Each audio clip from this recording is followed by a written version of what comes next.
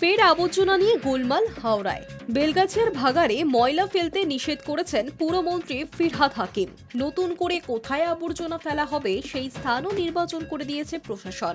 বুধবার সকালে সেখানে ময়লা ফেলতে গিয়ে বাধার মুখে পড়লেন হাওড়ার পুরসভার কর্মীরা।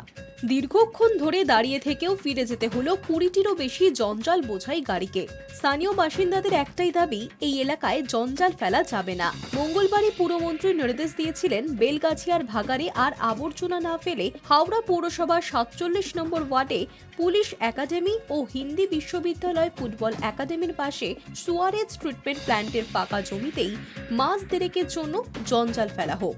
সেই মতো মাঝরাত থেকে প্রস্তুতিও শুরু করেছিল পৌরসভার সাফাই বিভাগ। বুধবার সকাল থেকে আবর্জনা বোঝাই 20টির বেশি গাড়ি আরও পাড়ার নির্ধারিত জায়গায় এসে সার দিয়ে দাঁড়িয়েও পড়েছিল, কিন্তু শেষ পর্যন্ত এলাকার বাসিন্দারা বিক্ষোভ দেখিয়ে সব গাড়িগুলি রাস্তাতে আটকে দেন। প্রবল বাধার মুখে পড়ে শেষ পর্যন্ত পৌরসভার গাড়িগুলি আবর্জনা না ফেলেই ফিরে যেতে বাধ্য হয়, আর এই নিয়েই এলাকায় তীব্র উত্তেজনা ছড়ায়। পৌরসভার পদস্থ আধিকারিকরা ঘটনাস্থলে পৌঁছন।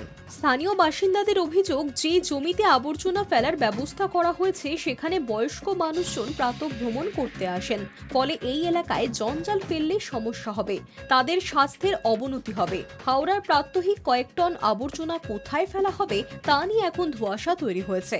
এখনো 20টি গাড়ির জঞ্জাল ফেলার ব্যবস্থাই করা যায়নি। High News network.